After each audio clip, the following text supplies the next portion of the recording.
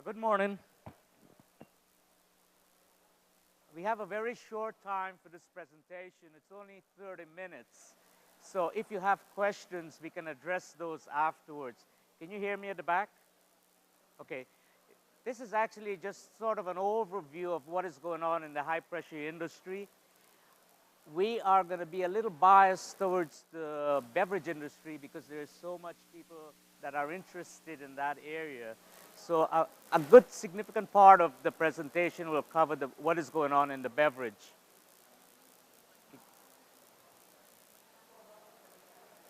So we'll take a look at what high pressure processing is, how it works, and the growth in HPP usage. We'll also look at some of the market drivers for these categories of foods.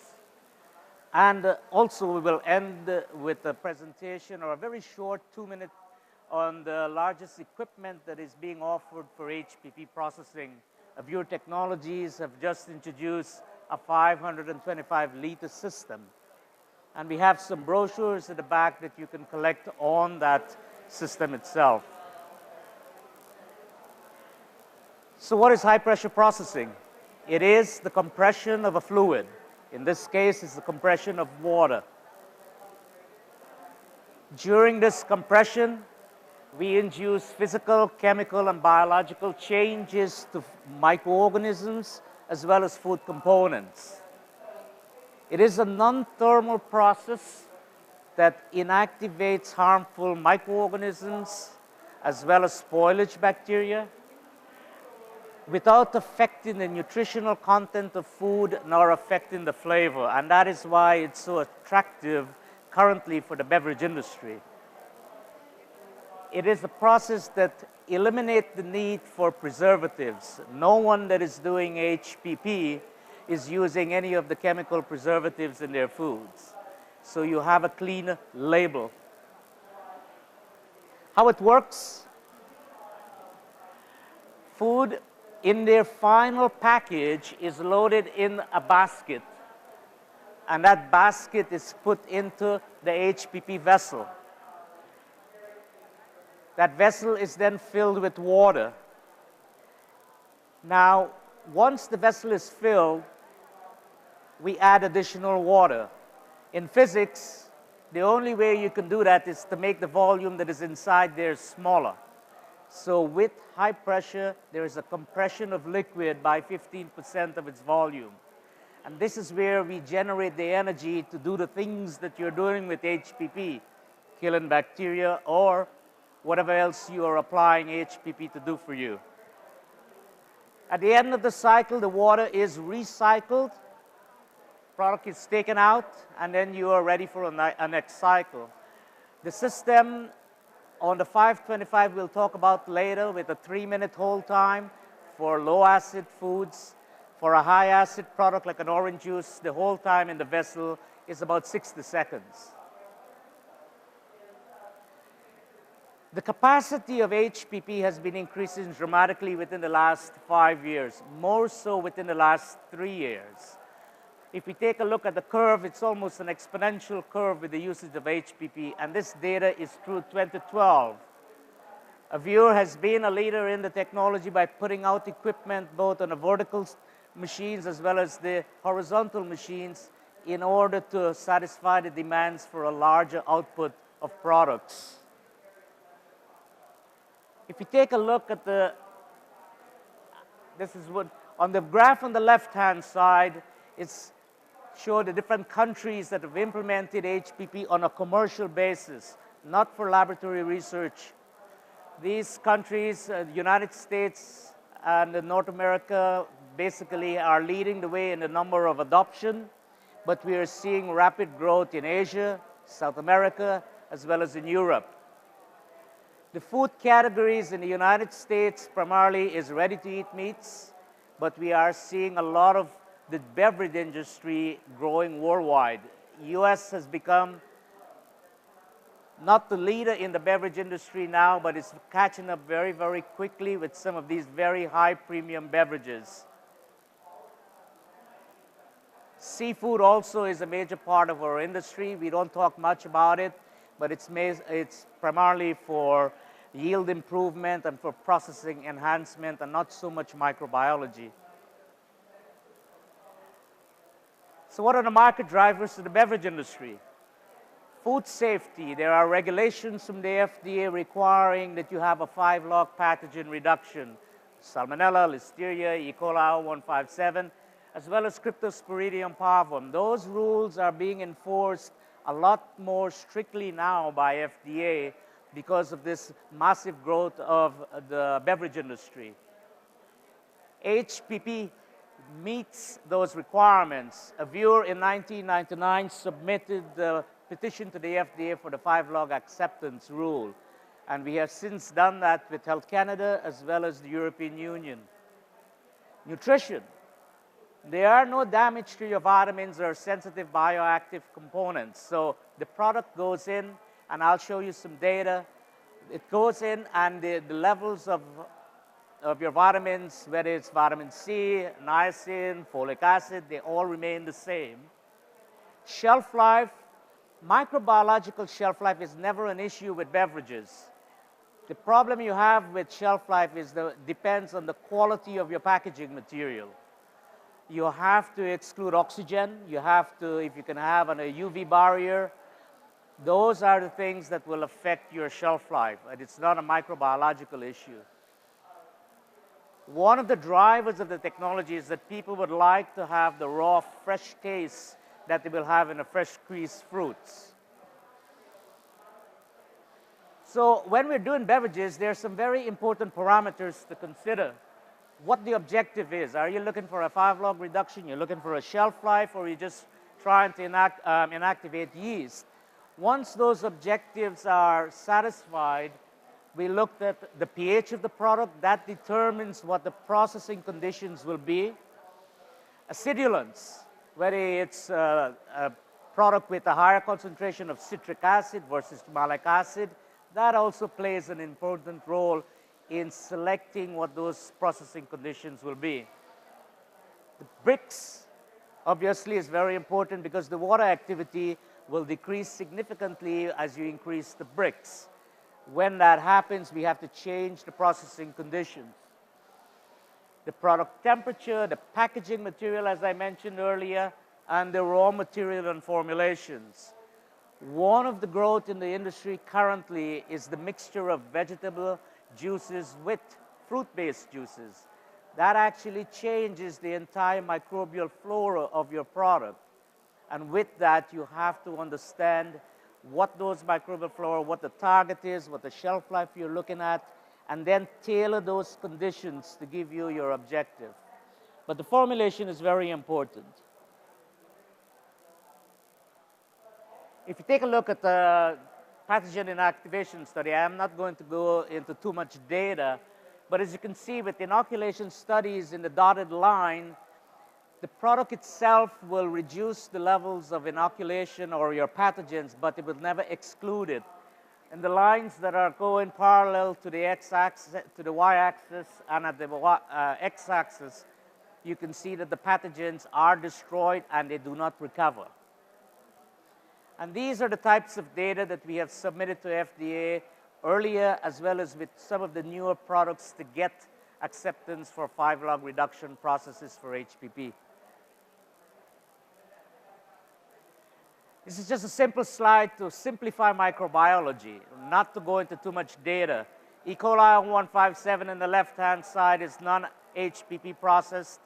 After HPP, you can see the absence of E. coli 157. This slide was just put to make the microbiology a little simpler to explain. Coconut water. We are having a lot of questions on coconut water from Thailand, the Philippines, Brazil. Everybody wants to do coconut water now. The current way that they're doing it is that they're importing fresh juice, fresh coconut water from the Philippines or from Brazil, and reprocess in the United States at a co-packer or a toller operation. But you can get in excess of 4 months of microbiology stability of coconut water. One of the issues you do have with coconut water is that there are tremendous numbers of enzymes that need to be controlled. We can control most of it with exclusion of oxygen, but a lot of it needs to be controlled up front of the process. Most coconut water operations are very sort of farmer operated, and the equipment they use are not conducive for water that is going to be stored over a period of time. So you have contamination with metal ions, you have oxygen exposure, and that will cause coconut water to get pink. But really speaking, coconut water doesn't have to be pink if you do the operation correctly up front before HPP. We tried coconut water frozen from Brazil on the left-hand side. We also bought fresh coconut out of Florida, and basically you're getting the same type of shelf life. The idea is, and I know a lot of people in here are interested in coconut water, the idea is to control the harvesting of the water from the coconut. And if you can do that in a very good, clean, well-controlled environment, you will have a stable product. HPP will not do anything other than killing the microorganisms in it. I mentioned the basically non-effect of HPP on nutritional components. Ascorbic acid on the yellow, we have folic acid in the green, and niacin in the blue. Before this product was introduced, HPP was introduced in Canada, Health Canada asked that we conducted a study to show that these components are not destroyed. And the study was done at Medallion Laboratory, which is a GM, General Mills laboratory. And that's the data. As you can see, no matter what pressure is used, you really don't change those nutrients. For products going to Japan, chlorophyll and lutein were considered very important. Some types of beverages that are manufactured in the United States that are shipped into Japan, they want to make sure that chlorophyll and lutein are not affected by pressure. And those are the two insert slides at the bottom. The greens will show that that you are increasing the chlorophyll composition, but it isn't. All you're doing is releasing chlorophyll from the cells so that the detecting system that you have can detect more.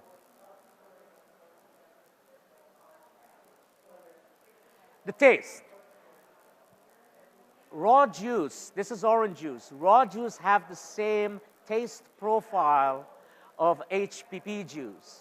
Once you process it, there are parameters that started to show up. It's being more processed, more peaty, rindy, as well as more bitter, as you would associate with heat treatment. So there is a rawness, or at least a close similarity of a raw juice to HPP juice. Examples of these products, you have three categories that are dominating the market now. You have fresh juice on the left. It could be a single juice or it can be a combination.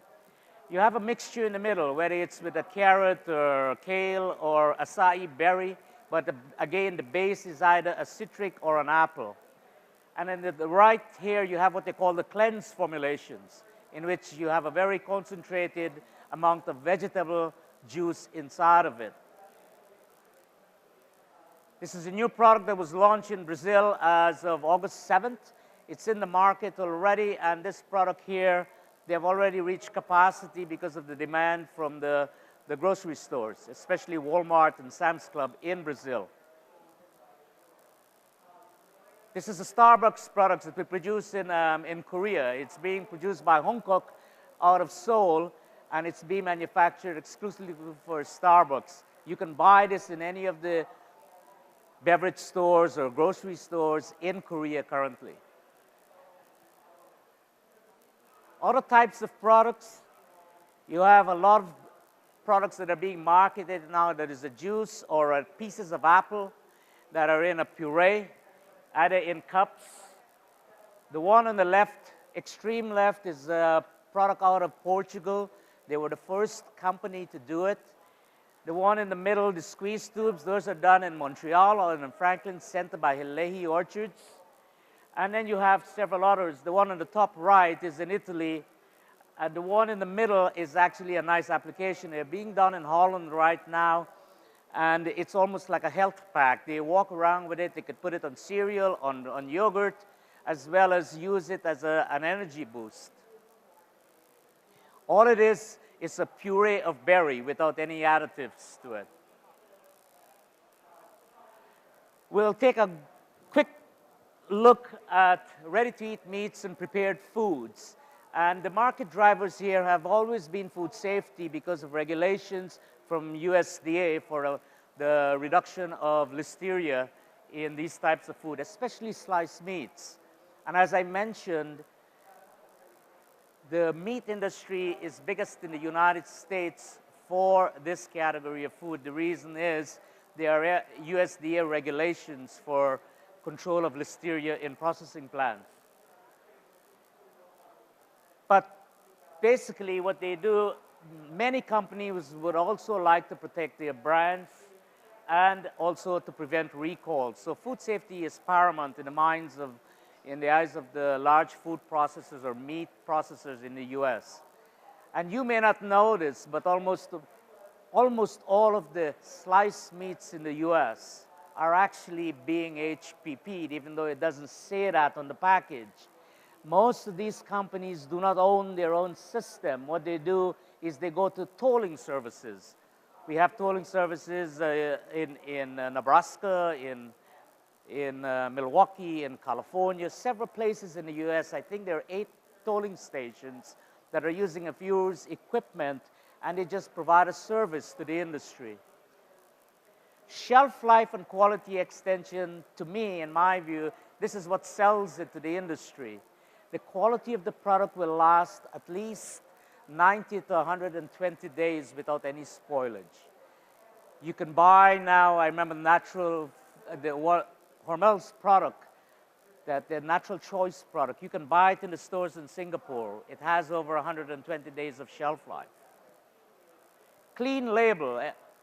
Almost everyone who is using HPP in the meat as well as the ready-to-eat meal industry are not using preservatives. There are some companies that still have some levels of diacetate and lactate as natural bacteriocins, but no one is using the potassium sorbates or benzoates, none of the chemical preservatives. And those that have natural bacteriocins are gradually taking it out because they don't want to surprise their customers with a difference in flavor. So most companies are working it out until there is none left into the product. Very quickly, this is a study in sliced roast beef. This is a commercial a company that is actually producing this currently. In the top, you will see the inoculated levels of Salmonella, Listeria, and E. coli 157. And in the bottom lines are the HPP-treated samples. USDA is demanding now that you reach a 5-log reduction for Listeria monocytogenes in ready-to-eat meats now.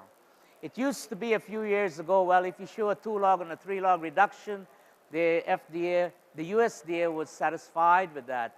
But new regs now, in fact, we're working on one this morning in Connecticut. The USDA is visiting one of our customers, and they're insisting they see data for a 5-log reduction.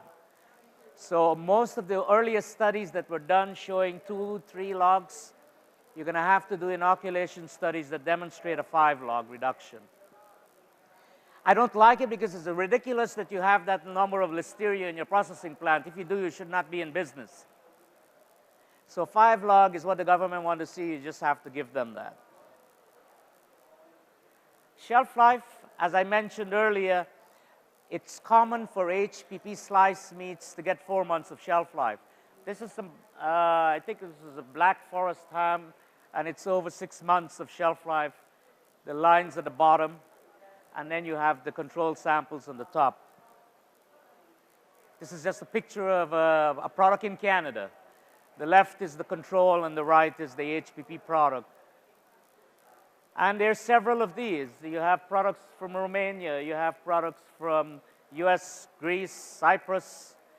More and more companies in Europe, because of the inconsistencies in the temperature distribution, are using HPP to get the quality and the shelf life that they require to take it across. Most companies now, for instance, companies in Greece are starting to export into Romania. And companies from Romania are taking it across. I know that there are many companies in Romania that are using our system that are exporting this type of products into Russia. So it gives them a wider market to sell their products, and they're not restricted by short shelf life. There are meals that are being done. This is actually being done in California. Pasta in a marinara sauce.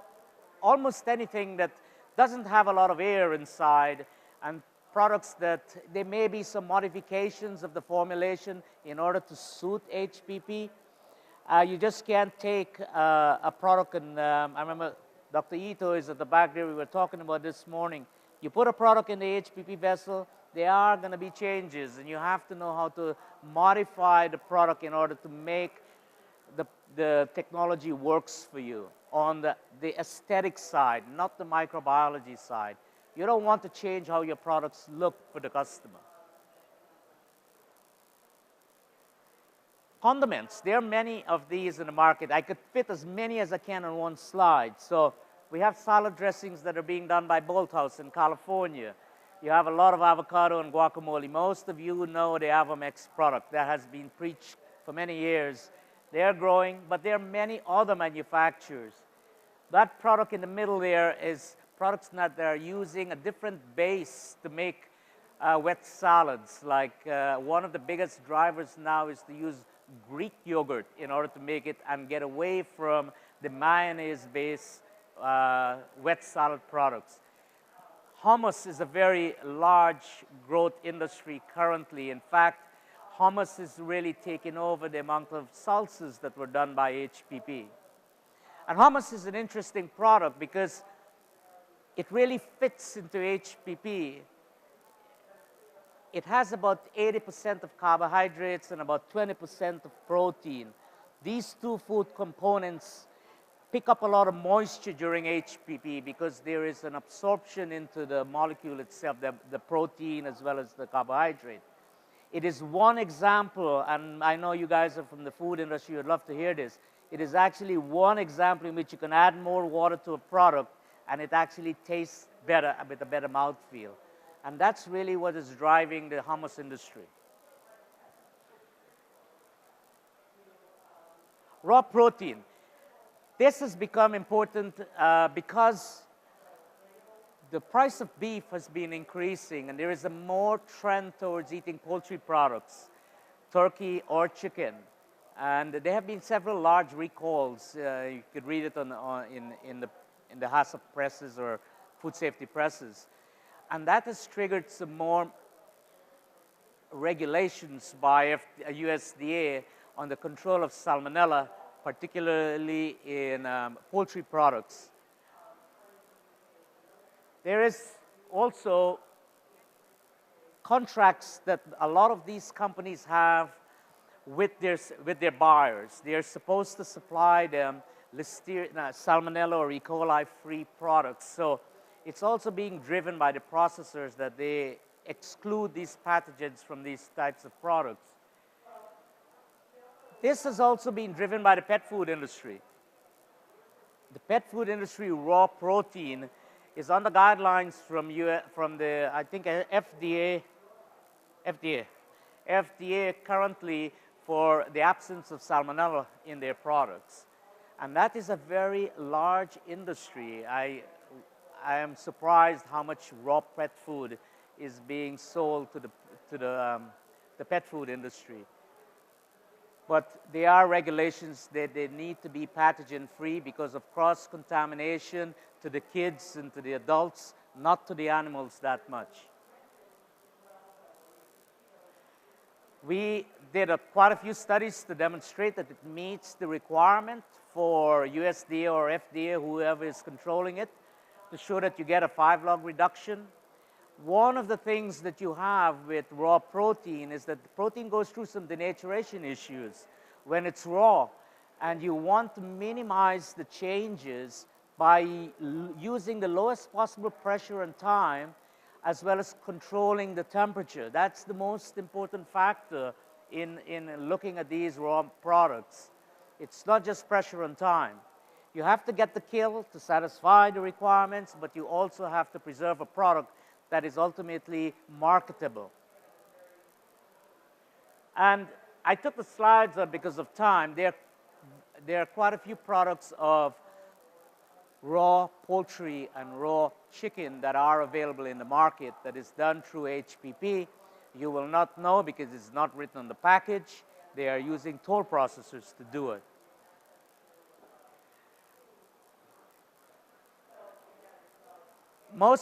Before I start this, most people have asked, why don't you do ground beef? Ground beef is difficult to do, and because you have a lot of textural changes, color changes. There are ways to do ground beef by treating the raw material before the grind. And if you need some more information, we can supply that to you, or you can visit us at our booth.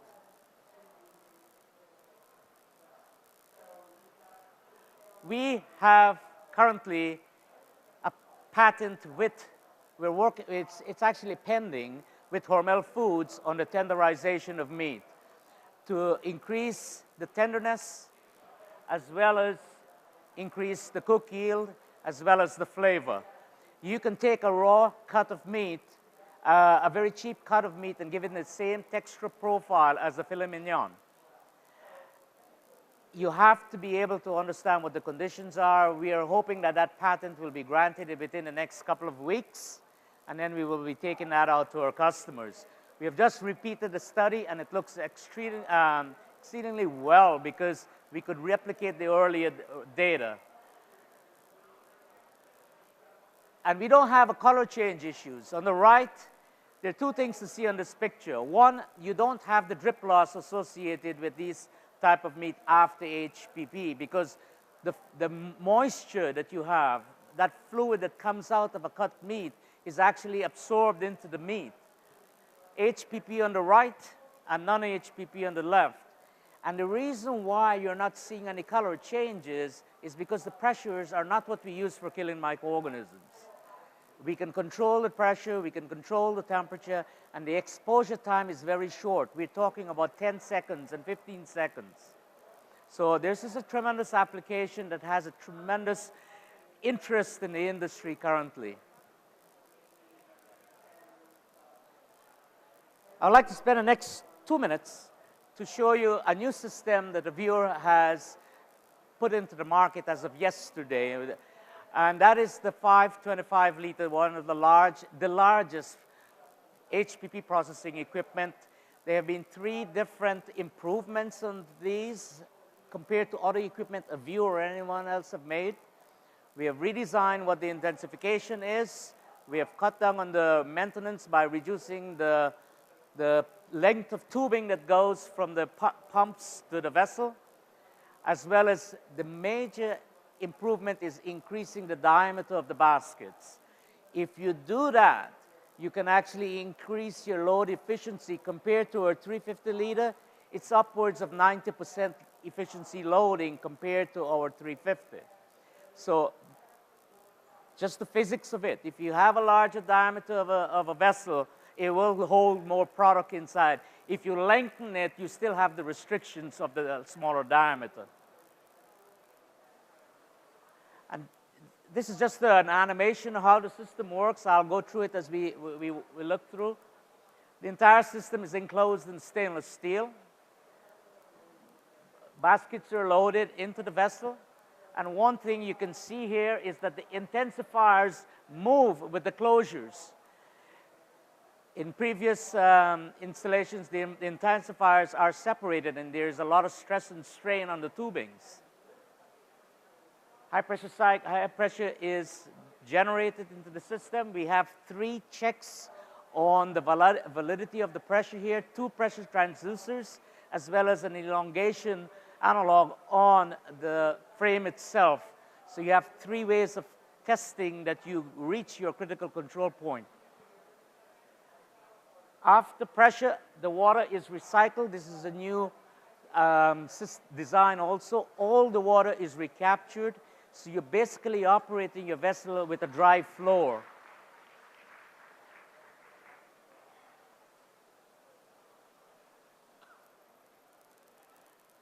If we compare this with the next largest system that is available commercially, which is a 420 liter, the increase, because of the larger diameter, is 74% increase in loading efficiency of a larger diameter vessel.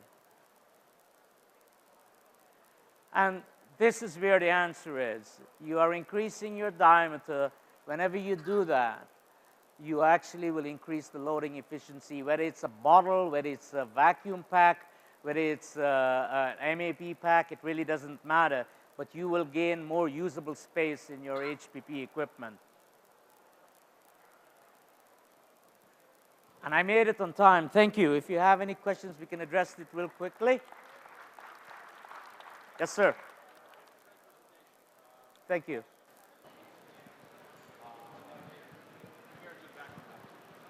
We do a lot of packages, MAP or headspace. It really doesn't affect it. That has to do with, there may be some issues with MAP, but we know how to control it.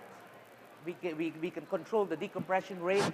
Basically, what happens when you have an MAP package with a high nitrogen content, you're actually creating what we call the bends, Davos disease, and that's very easily controlled. It's not a problem. We have quite a few customers that are using those packages. Oh, the question was, how do you deal with MAP packages with gas as well as larger headspace? Oh, sure. I will do that. Yes.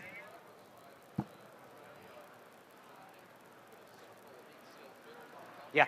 That packaging is okay. Perfect. And that's actually a commercial product. Sorry. They just gave me that. So what was the question again, Errol? I'm sorry. Yeah. The question was, one of the slides was a tray of lasagna with a very simple heat seal film on top, and I was surprised that that withstood the HPP, but it does. It does. The only requirement we have there is that the sealing surface of the top film not to be one of the very skinny 1/8 of a inch. We like it a little longer because it gives you a good surface sealing without any rupture of the film. And that's being done in cups, in trays, and in almost any packaging material. But we like the lid, that lip, to be as wide as you can possibly get it. Not that you have to go and design a new bottle or a package. There is stock material available. Okay. Another question. She had a question.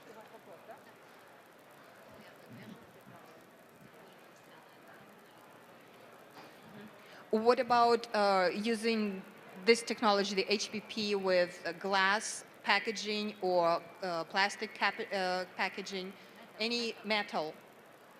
Metals and glass don't work. Now, I hesitated before I say glass, because when the Japanese first introduced HPP products in the market, they introduced it in a glass bowl. It was a puree of pineapple and strawberries. And this was back in 1994 or something. But they had a very large lid on top and a total absence of any air, to talk about air spaces, because the film actually works as a diaphragm to transfer the pressure. Another thing is that that pressure was an old Mitsubishi machine that was generating only about 4,000 bars maximum. Nobody's using 4,000 bars in the commercial operation now. They go higher, the glass will not work. You will break the top film.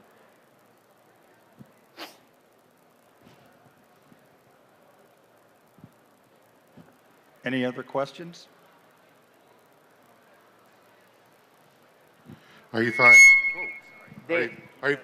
finding that in the meat industry and products that are using like the second skin packaging technology work better in this application? Yes, they do. They work better. Dave, there is one question at the back there. Okay.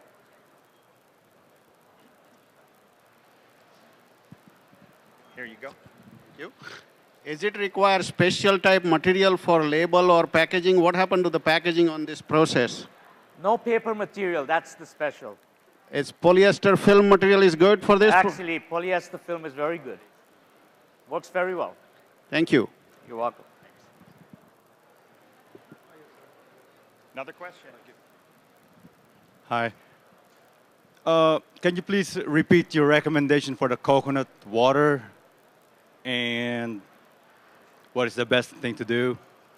It's going Thank to you. take a long time. You want to visit us on our Yeah. booth? We can spend some time with you with some coconut Will, water really, questions. into our booth, please. Because we have some people waiting on the room here. But if you really want the detail of it, you come to the booth. If you want a short part of it, control what you do up front before HPP, exclude oxygen, and exclude metal ions. Those are your problems with coconut water. But we can go into more And detail. don't over-process with HPP. If you over-process with HPP, you can actually promote enzyme activity. Any other questions? Thank you very much.